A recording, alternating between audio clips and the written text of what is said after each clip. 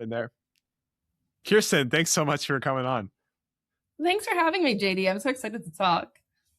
I'm really excited to speak with you about policy careers. For listeners who know that we have a YouTube, you can go to our, if you don't know of a YouTube, we have a YouTube. You can go to our YouTube and you can watch a video that Kirsten gave at our conference a year and a half ago. And the video is excellent. It was actually a top rated talk from our conference that year. It's called Why You Should Work in Government, CFI London Conference 2024. And in it, Kirsten shares really practical tips and stories of individuals who in government were able to promote really effective policies, to have a voice in a say over billion-dollar budgets, and to really be a part of the renewal of the world, to use Christian language, to really stick up for important themes that matter to God and should matter to us as Christians. So I don't want to rehash all of the details in that episode. If you want a more formulaic advice or guide on careers in policy, I recommend checking that out for the UK. We'll correct some parts of that for things that have changed maybe in the last year and a half. We'll also point to the civil servant career guide that we have on the Christians for Impact website. You can see that in the show notes. But yeah, Kirsten, I just wanted to ask some questions I have because we very often have career advisees that come interested in this path. And so maybe the first is just how you got into this. You were a teacher in Ottawa, right? So how did you go from being a teacher in Canada to working in civil service in the UK? Yeah, so I did my teacher training actually in Edmonton in Canada. Okay. I'm a prairie girl, and then I moved to London on a working holiday to be a teacher here. And I was a teacher here for 3 years. I'd always had a bit of an interest in policy. In Edmonton, a lot of teachers get seconded into the Department for Education, and then they go back to teaching, and that kind of back and forth happens a lot. But here in the UK, it's not as common. You kind of pick one job or the other. And I thought I would like to give policy a try. So the biggest thing that helped me, to be honest, was I got to know someone else who worked in policy, and he gave me some feedback on how to kind of approach those interviews and those answers, which was really, really helpful to me.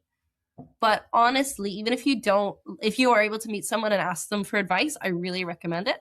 But even if you're not, all of the rubrics are published online. Everything's published online. Genuinely, I've come to believe that one of the things you're being tested for is, can you read a PDF and like follow what it says? Because it is kind of a useful skill as a civil servant, but it's not hidden what people are looking for. And so that was really, where would really you helpful. go if you were getting started today? What would be your top go-to places besides this episode and the Christians for Impact Civil Service Guide? Yeah. So if you were looking to work in the civil service, all the jobs are on civil service jobs for the UK civil service. And then if you search civil service behaviors, there's like a rubric for what level of seniority you are and what kind of things they're interviewing for, which should all be listed in the job advert.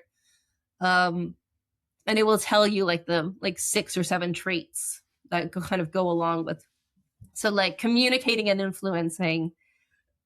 Excuse me. So if you're communicating and influencing at kind of more of an entry level, then that means you're able to make trusting relationships with people and help change their minds and things like that. And at a more senior level, it means you're able to kind of be more of like a keynote speaker and like really doing high level negotiations between governments. So there's kind of a set of criteria for what people are interviewing for, and it's all set out very clearly. And it takes a little getting used to. And then you tend to get feedback as well. You tend to get kind of a score about how well your examples were. So applying for those jobs and checking the feedback, you can actually just I knew someone who brute forced it. He applied to literally 100 jobs. Wow. It may have been a sign in retrospect. He didn't last very long when he actually got in. But he did just learn how to eventually figure out the application system. You can just practice. So it seems like there are two types of, to paint with broad brushstrokes, it seems like there are two types of people that are interested in working in the civil service. One are people that are just interested in policy or politics and just the general apparatus, the functioning of it, believe in the institution, want to promote the institution, and understand that it can support the common good, and many different problems that they care about can be ameliorated or addressed through what a large government like the UK government does. And then there's another type of person who's maybe more specific problem focused, that wants to support the plight of animals on industrial farms, or wants to support international aid for the world's poorest people, or wants to prevent the next pandemic, right? Or address, you know, carbonization, right? And that person is wondering, okay, for my issue, should I go into policy, and does a policy career make sense? So do you think that breakup makes sense? And do you think like policy is more or less attractive for one or the other? Because you might think that like some problems just aren't best addressed through UK policy. Well, okay, that's a third type of person who thinks that we should address problems, but not through UK policy. Okay, sure. But let me take the case of someone who thinks that the UK government could be doing something better to address a problem that they really care about. I think that if the UK government is already kind of looking like they're open to working on the problem, maybe they've said a little bit already about the problem, or the current administration is not really working on that problem, but you've seen evidence that some other political parties probably would, then you want to be working in the civil service or in the political party that wants to take action on that problem. But maybe you think the UK government could be doing something much better, but you haven't seen any signs that anyone is taking that problem very seriously, or that they're moving in the direction you want to move in. In that case, you still might want a policy job, but it might not be working in the civil service or in a political party. You might want to work in a think tank, or in a trade association, or some other kind of advocacy group, or even a corporation. And you might use that kind of platform to advocate for the policy that you want, and to kind of raise it up the agenda until the government starts to talk more about it. So you talked about how policy careers can be a really good path for people who are just graduating from uni, because it builds skills, and people are willing to train you on the government's dollar, not on the dollar of some really, cash-strapped charity that's trying to treat mothers who, are at risk of passing HIV to their children, right? Like we wouldn't expect them to train you to be a superstar and to help the mothers as well, right? Great if they can do both. But do you think that like that's a solid default path for Christians who are ambitious, who want to do good with their careers, to just apply to the fast stream, apply to policy paths to keep that option open? I think it's a great option, honestly. I think there are a lot of really decent managers in the civil service. Sorry, I lived in Britain for too long. That's like pretty enthusiastic praise here, I think. Yeah, there's some really good managers. It's a very supportive environment. You will be trusted to do things where you will potentially make mistakes, and people will help you clean them up. There are other environments where this can work too. The civil service is not the only place you can get good training, but it definitely has a good reputation with more junior staff for a reason. And it seems like you were able to, within a few years, enter a pretty senior position, and probably not it doesn't sound like you would have had a similar amount of impact had you stayed in teaching. So do you have any reflections on your own path and like your impact comparison, what kind of impact you had as a teacher versus what you're doing now? Oh yeah, no, I definitely think I mean, there are a few reasons that I think I'm having a lot more impact in the government. One is just that my personal fit for teaching wasn't amazing. So there's that. I was an okay teacher, but I definitely saw other people who were much better teachers than I was. But yeah, I did manage to get promoted pretty early on in my government What did you career. teach, by the way? I taught high school English for a while, and then I taught grade 4 for a while, year 4 here. And yeah, I don't think I was the best English teacher anyone ever had. It was fine. I feel like I've been able to use some of the same skills here in terms of taking in a lot of information and distilling it to the core messages people need to know. But I think because I get to work with a much broader range of more technical information, which I think I'm just better suited to. I think it's been actually a lot more helpful. So, yeah, I did get promoted pretty quickly. I'm a middle manager in the civil service.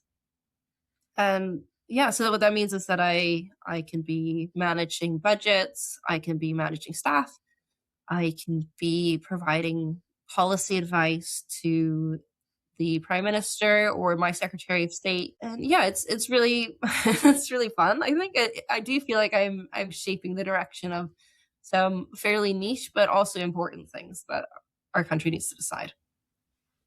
Yeah.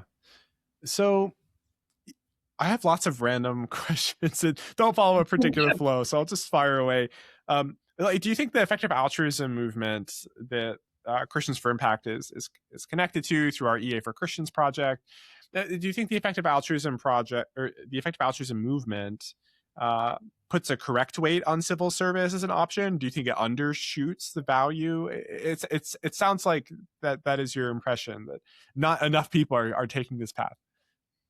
Certainly a few years ago, I went to EA Global, which is one of the global kind of conferences for effective altruists.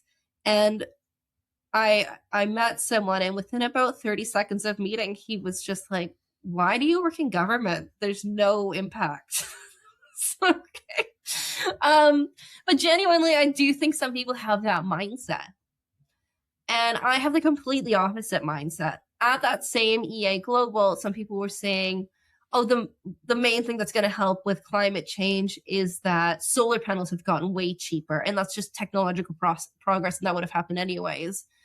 And a couple of us who knew a little bit more about this were like, wait a second, no, the German government invested really heavily in solar panels, and there wouldn't have been a market for it if there hadn't been government intervention, there would have been no market, and the price wouldn't have come down. So you need many, many things to have an impact. It can't all be government, but in government, there are times where you can do things at a scale that you just can't do elsewhere. Whether So that is investing in solar. Sorry, go on. yeah. Yeah, no. So here's an example of that. I'm curious what you think of this example. So, and this is a bridge from the 80,000 hours civil service report.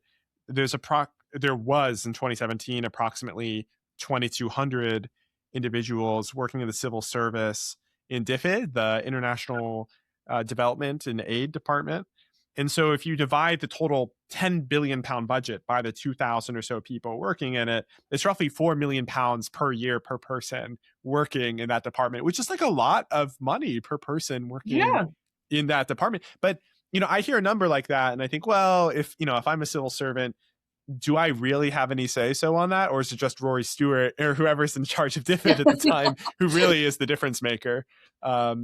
So do you ever is that is that cynicism or skepticism warranted? Is there kind of like a threshold at which all of a sudden you kind of are a difference maker? No, it's both. And it's not about number of promotions necessarily. The thing that I think matters the most is like coalition building or being able to like navigate bureaucracies is how some people phrase it.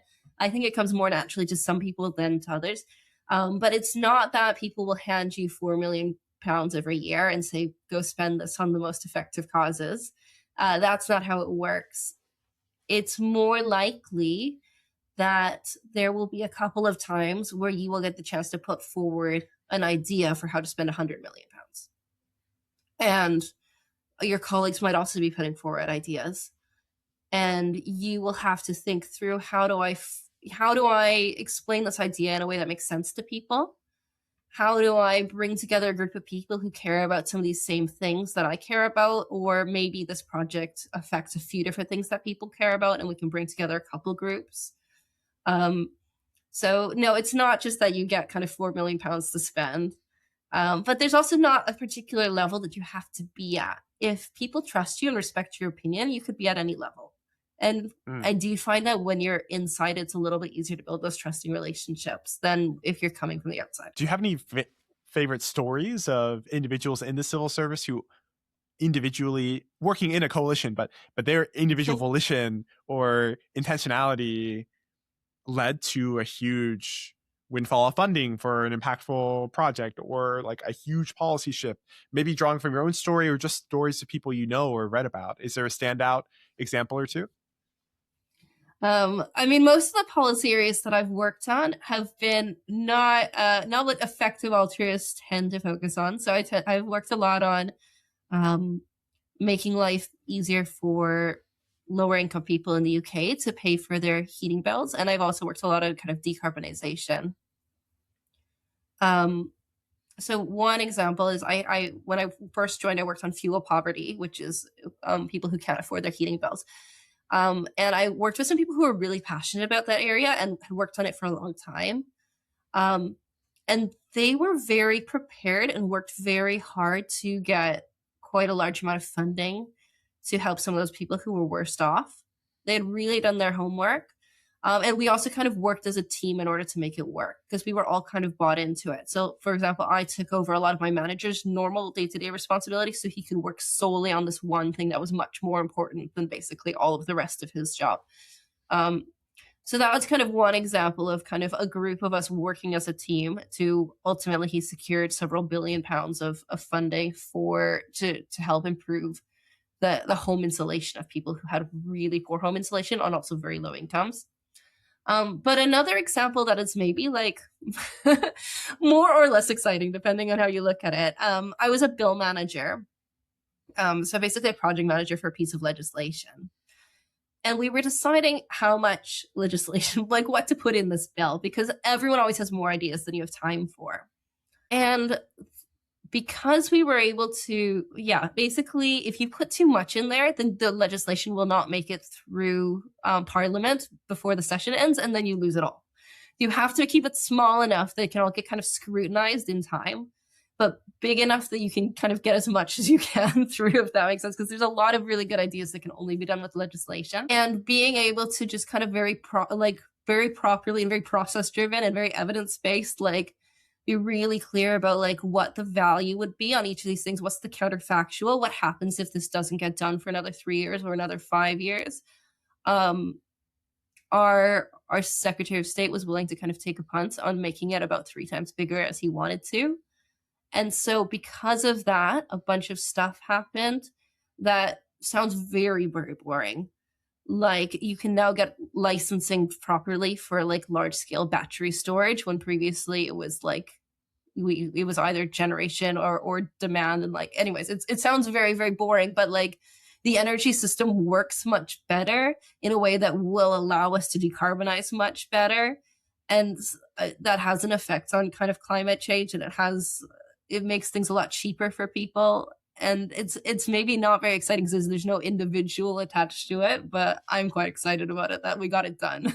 So to take the flip side, are there examples of individuals that you think should really not consider civil service careers, or just like a much better fit for working at a startup to earn to give or to build skills there, or otherwise just like work directly at an impactful charity? Yeah, for sure. So the big one is the bureaucracy, right? You have to be willing to ultimately accept that sometimes calls are not going to go your way for reasons that you don't agree with. And you're going to have to let it go sometimes. And it might be really hard because it will genuinely affect a lot of people's lives. But you have to be willing to sometimes take a loss in order to get other victories.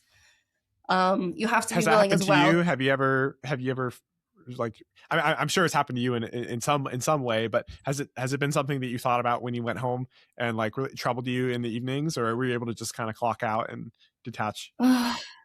Yeah, I've been quite lucky actually in that so far all of the projects I've worked on have eventually worked out. But eventually is maybe the key word. Yeah. I have definitely had ones that have stalled for a while. This is why you're so bullish on policy. It's just because you're just too effective, everything right? I've touched turns to gold.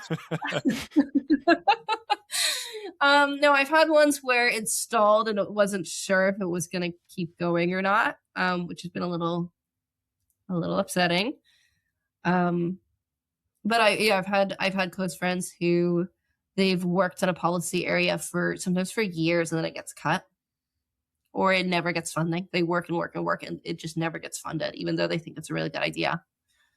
And that's incredibly demoralizing. So that can definitely happen as well. I interrupted you. What were some other, and those are helpful examples.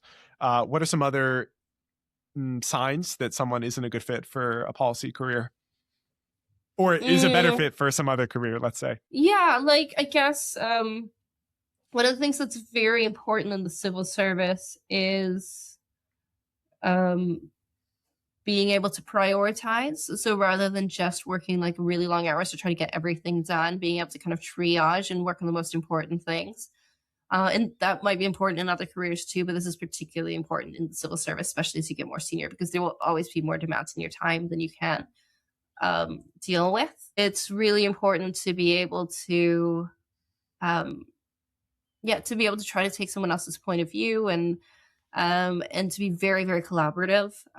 Literally one of the tests that they do if you try to join the fast stream is they will get you to kind of do a bit of a negotiation. And I went into that negotiation. There were like 8 of us and I won. Like, I don't know if you can count it as winning, but like I got the best result out of everyone. And the feedback I got, and not only did I win, I was really nice about it. Incredibly nice. I gave everyone a turn to talk. I like really tried to like help and like summarize people's points of view. That's the teacher. The feedback I got. You passed around in the US we have this thing where we'll like pass around this, I don't know, this toy or the ball. You catch the ball and then you're allowed to talk. You did that with the civil service. Yeah, I basically did that. And the feedback I got was that the way I could have gotten a better score was if I had encouraged other people to talk more and really tried to bring out other people's perspectives more. I was like, are you kidding me? But that is really, really encouraged to be like very collaborative. Man, your politics is just so much more polite than ours. I feel like we would get the opposite feedback in some kind of US context. Yeah. Oh gosh. And if you're not, obviously, if you're in a political party or if you're in a think tank, this might not be quite the same. But in the civil service in particular, these things are really valued. And if that's difficult for you, then it might be a difficult environment. Yeah. So what's your career plan? Do you plan, I mean, it's on the internet forever, right? Do you plan to stay in the civil service for the rest of your career and just work up and take on more responsibility?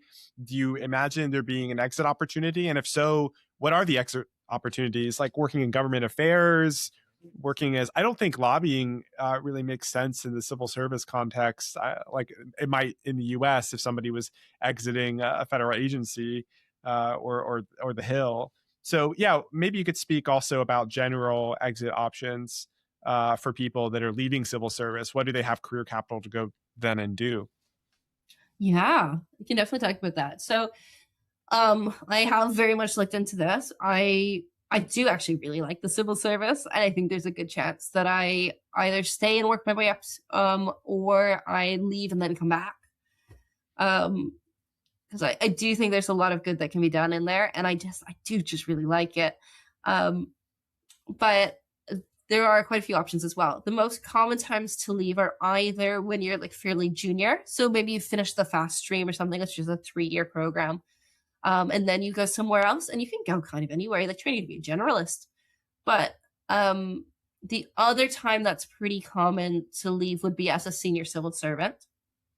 So that's the kind of like lowest level of executive. You would be leading a team of, I don't know, maybe 20 people. It depends on what department you're in. But if you're in a policy department, it's maybe 20, 25 people and a budget of, maybe it depends again on the department, but, maybe millions. It could be billions, but usually millions. And those people, you can go to a consultancy if you want to make more money. And you can go earn to give there, potentially, if that's something that motivates you. You could do some lobbying work or work in a think tank. Occasionally, people even leave for a political party. I've been seeing that more recently. So all of those options are very possible. Yeah, I think for myself, when I've been thinking about it, I've been thinking about a few different options. I've thought about I could do a mix of trying to do something that has kind of higher earning. Some higher earning advocacy work, and then do some more kind of charitable advocacy work. And can you switch back and forth between the two? Maybe. Or I've thought as well about working in some charitable organizations like effective altruist organizations, either in a more generalist role like a chief of staff or in a more communications or government affairs type role, maybe translating people's research into something that is more understandable for government and how they work. There's quite a few options out there. Makes sense. And do you have general career advice that you'd love to share with our captive audience for any stage, but especially for Christians that are ambitious, talented, thinking in an impact-focused way, and in their mid, late 20s or early 20s, but mostly 20s? Yeah. I think the thing that helped me the most to develop my skills was having a really good manager, and then increasingly moving from the place of, instead of asking them what to do in a situation, trying to come up with a plan and predicting what they might say. And that's really, I think that helped me a lot, because it was really easy for me to default into a pattern of, oh, don't worry, my manager will know what to do. But I noticed that I didn't kind of learn as much compared to if I tried to think through, okay, what would I do? And then go to them for feedback a little bit later. So that was the shift that I made that helped me the most. We haven't talked at all about AI. Is AI shifting the workflow in the civil service, or does it change the kinds of paths that you think are most promising or worth prioritizing? Yeah, AI is an interesting one. My department is trying to use AI more. I'm not sure how successfully. We'll see. I hope that it will be able to reduce some of the work that we've done, in terms of, we will sometimes get consultations. We open consultations to the public, and we will sometimes get thousands of responses. And 4 or 5 years ago, it was definitely going to be a civil servant, a junior civil servant, or team of them, kind of reading all of them and trying to summarize, okay, here's how many people think this, here's how many people think that, which was a real slog. It took months, sometimes years. So I'm hoping AI can help with that. But I'm not sure what it means for the civil service in general, other than we will continue to need people who are able to really grasp new technology and some pretty rapid changes to the way the world works. So I want to end the podcast with just a free-flowing discussion about effective altruism, because you have this excellent blog, again, EA Lifestyles, and some really interesting takes. I remember a piece I read there a couple years ago about keeping your identity long. What do you mean by that? Yeah. So Paul Graham has this essay called Keep Your Identity Small, where he says it's not good to identify yourself as an effective altruist, or as, I mean, he doesn't say that, but you know what I mean, as your nationality, or... Is this the Paul Graham? Is that the Y Combinator guy, or no? The Y Combinator Paul Graham. I'm sure this was him. Okay, yeah, cool. Keep your identity small. So he was saying, basically, it's, don't call yourself a Christian, effective altruist, American podcaster. Gosh, well, all at once. Yeah. He would say, call yourself a person with an interest in effective altruism, who happens to live in America and currently has a podcast. Right now you believe in God. Maybe next year you won't. Who's to say? And I think the reason he was arguing for that is because he was saying it becomes very hard to change your beliefs if your identity is really wrapped up in something. And we've seen this sometimes with Christians or with effective altruists, where, you know, maybe you really identify as a Christian, that's kind of your whole life, and then you start to have doubts and it really tears you up inside. So he's saying, simple way to avoid that, just don't be attached to being a Christian. I take kind of a different approach. To me, rather than avoiding caring about something or identifying as something, I just identify as a lot of things. So having a lot of things that your identity is based around, I think, makes you a little bit more stable. And I've heard other people say this as well. Someone I know who donates a lot and is really kind of involved in the effective altruism community said that when he became a father, he felt like that really helped him, because when there were ups and downs at work, or when he maybe wasn't going to get as big of a bonus to donate as much, there was this other part to his identity that kind of helped keep him grounded and keep him stable. And I really believe in that. So I think instead of keeping your identity small, keep your identity large, have lots of things that you're very invested in and that you really identify as. That's my pitch. Yeah. Yeah. No, I like that. I really do. So, and it kind of breaks down this idea that the world exists in two camps on everything, right? Where in reality, people's identities are super complicated and their stories are nuanced and complicated. And the coalitions, I think your politics do this much better than ours in the US, but coalitions are often very messy and fragmented and unexpected, right? And that's how our communities are as well, in our churches, in our lives. So why should we gloss over that? And yeah, that's very thoughtful. So I want to talk about the reputation of the EA movement, because that's one identity that people don't like to embrace. People say, well, oh, I'm EA adjacent. I just had a podcast with someone who called himself EA adjacent.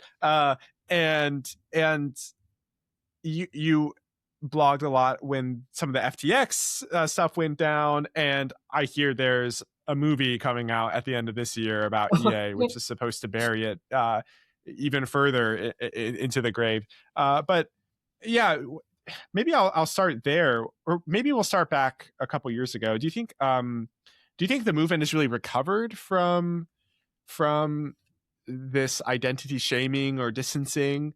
Do you think we're kind of back to like pre-FTX days or right before? Or what are your thoughts there? Well, I don't know if you can ever go back exactly. I don't know if you'd really want to. I saw a really thoughtful post recently, someone saying that with Anthropic, famously EA adjacent, having such a high valuation recently, it's probably a really good thing that people are maybe feeling a little bit cautious over some of the FTX things that went down. Not because Anthropic's business model or there was anything questionable about that, but just because when FTX was at its heights, it had a lot of influence over people in a way that, looking back, you might think, like, is that necessarily the direction we wanted everything to go? So it's maybe helpful to have some of those memories there. But I do feel, and I don't feel like people feel comfortable describing themselves as effective altruists, especially in public life, but equally EA adjacent was the new EA even before FTX blew up. So I don't know. Can civil servants identify as effective altruists? Is that like kind of going against the impartiality of the civil service? I think it's fine. I don't think most people in the civil service know what effective altruism is, if I'm perfectly honest. But yeah, I have met at least one person who I immediately clocked as an effective altruist and did not identify themselves as an effective altruist to me, which I thought was really interesting. Do you think that's something that should be changed? Like, or like, do you think that's a cultural defect at this point, and people should be more proud to be, or at least open about identifying as effective? I presume you would say yes, given the long identity concept.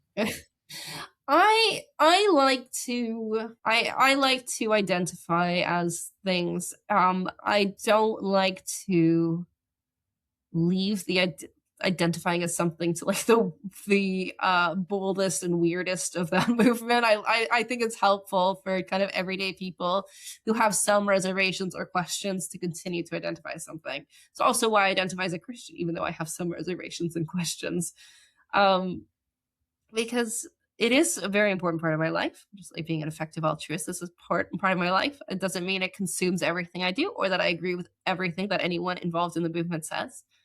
But I think it's helpful for people to be able to see the diversity within it, rather than only identifying as an effective altruist if you are an Oxford educated vegan McKinsey consultant turned charity entrepreneur. That's a very charitable description of an effective altruist. In the last conversation I had, insect welfare was mentioned and some other quirky traits that I'm not necessarily against, but I think people often go for like the weirdest possible thing to peg the effective altruist with nowadays.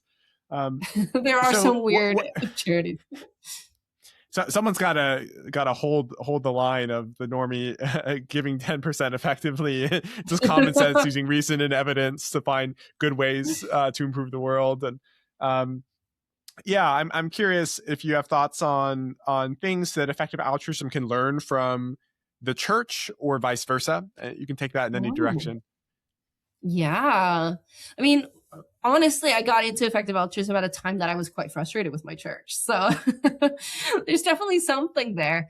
The church I was going to, I didn't feel like their charitable giving was that effective, and that really frustrated me because I did feel that we should be stewarding our money better. Um, it really matters to me that we spend our money, both kind of personally, but even more so, I think, for the church and the church, the portion of money that the church is allocated to kind of giving globally, that we spend that in a way that is kind of, we would be willing to stand by if we had to explain it to some of the poorest people. That doesn't mean you have to help everyone, because you can't help everyone. But I want us to be able to explain why we did it in a way that's more thorough than the person who runs this soccer camp went to university with the pastor of this church. And so that's really important to me, that the church does, I think carefully about how it gives. And that there's more to it. I think relationships are important. And maybe that's what effective altruism can learn from the church, is that I think the church has been really good about developing longstanding relationships with other churches in the developing world, and having kind of a more holistic view of giving and really listening. And I think that's important as well. But yeah, that kind of prioritization, I think, is something EA does really well. I'd love to see the church learn from that and pull from that. Yeah, I would too. Although more and more I'm starting to wish for that, more out of respect and awareness building in churches than out of a real sense that churches are going to be huge difference makers. I think I used to have this sense that churches have a considerable margin that they can kind of allocate to global poverty, Mm, right? And they have all of these expensive things that they don't need, and are just kind of draped in opulence and gold. And yeah, that's certainly true of some parishes and churches, but it seems like the median church is just like struggling, dying. I mean, in some places, just dying out, mm, and the roof is leaking, and most of the staff are underpaid, and yeah. at best they're going to give like maybe 5% of their budget to some sort of mission. And with that, I would love to see this focus on effectiveness, but at best it's going to be pretty marginal. I had the head of the U.S. Anglican Church, the Episcopal Church, on the podcast Wow. last year, and I asked him, because in the Episcopal Church we certainly have parishes that are very wealthy, that have very large endowments, and I asked him, in a parish like that, should we install a pipe organ for $1 million or save 250 lives from malaria? And he was just kind of Mhm. taken back by the question. I guess he didn't read it in Mm, the in the prep form. Maybe I didn't send it in time, I don't know. But like the fact that that question is like slightly shocking or jarring to people is worrisome. mm. Yeah, the church I grew up in, the roof was always leaking. Very accurate. The staff were very underpaid. My mom was on staff, so I know. But there was, yeah, we did also have a pretty significant kind of national and global giving program as well. It was a growing church with it, which I think maybe makes a difference compared to some churches. But I guess that's the default model I grew up with a little bit. And so whenever I'm at another church, the church that I was really annoyed at was in a very wealthy neighborhood in London. They were very rich, some of them, a lot of them. And yeah, a lot of like who we were asked to donate to seemed to be related to like who was friends with the vicar. And I'm Yeah. not into it. So yeah, I think there's definitely the case that that's not gonna the billionaires are probably do more to revolutionize philanthropy than the church is. It's more just doing the right thing for its own sake that I care about. Like, I just care about the integrity of the church. Yes. Yes. Yeah. And if the church is not asking questions about how it can effectively use its resources to do good, then I mean, the church is made up of congregants. And if congregants aren't asking that question, then Christians aren't asking that question, or at least the Christians that don't go to church, or maybe. But that shouldn't be a question delegated just to secular effective altruists. I agree that's something that the church can learn. And so, if that's something you would like to help your church discuss, you can pre-order our book, All the Lives You Can Change. It's coming out April 28th in the US, and that's June 28th in the UK, which is maybe a good note to end on. But Kirsten, I want to ask you, is there anything else you'd like to talk about, or any closing parting thoughts about effective altruism or careers for those listening to this episode? Hey, I guess I would just say that I am still very grateful, honestly, to both the church and to effective altruism for instilling in me a sense that that my life matters, and it matters it matters both regardless of what I do, but also what I do is incredibly important. Like, both of those things are true at the same time. I'm really grateful to effective altruism for encouraging me to be more ambitious in doing good. I think that's been such an important message that I've taken away from it. And I would encourage your listeners to be really ambitious in trying to change policy where they are and trying to start some conversations. Sometimes it's easier than you think. You can be pushing an open door. We talked mostly about the UK, but I assume the general vibe and optimism about working in policy or politics, you'd extend that to the US as well? Or is that just a completely different animal you would never want to touch? No, it's different. You know what? I think the way you make your impact and the way you earn your money doesn't always have to be the same thing as well. I have been hearing that in the US in particular, there have been a lot of layoffs. It might not be the easiest time to get a job in government. Honestly, even in the UK, there have been quite a few layoffs in the civil service, not nearly to the same extent. But I think there are a lot of people who work in adjacent careers who can still have a big influence, honestly, possibly a bigger influence. The smaller the government is, the smaller the civil service is, the less time those people have to be reviewing things. So the more straightforward you can make it for them to understand what the most important things they can be working on is, the more of an influence you can potentially have. So if you're like a journalist or an academic, I would not say you have to quit your job and go work in the civil service. You can have an impact on policy within those kinds of careers. Got it. And Kirsten, I'm going to ask you a question. If you say no, I can cut this out. But for folks who are listening, who are interested in a career in civil service, who really enjoyed this episode and would find it helpful to speak to you, are you in principle open to being connected through our career advising program to, talented, ambitious Christians coming out of uni interested in the civil service career? Yes, I'm happy to talk to people. I would say, if you want to talk to me about working the civil service, I will expect that you've looked at civil service jobs and the civil service behaviors first. There will be a quiz. Okay, will be a quiz. Good. So if you're interested in that, you can apply for one-on-one career advising through our website at christiansforimpact.org. Go to Get One-on-One Advice and mention that you listen to this podcast. And if it makes sense, we'll connect you with Kirsten. And with that, anything else you'd like to impart before we end? No, I'm just so grateful that I have gotten the chance to connect with some other effective altruism curious Christians through Christians for Impact. The conference was amazing, and I'm so glad we got to talk again. Thank you so much. Yeah, thanks so much for coming on.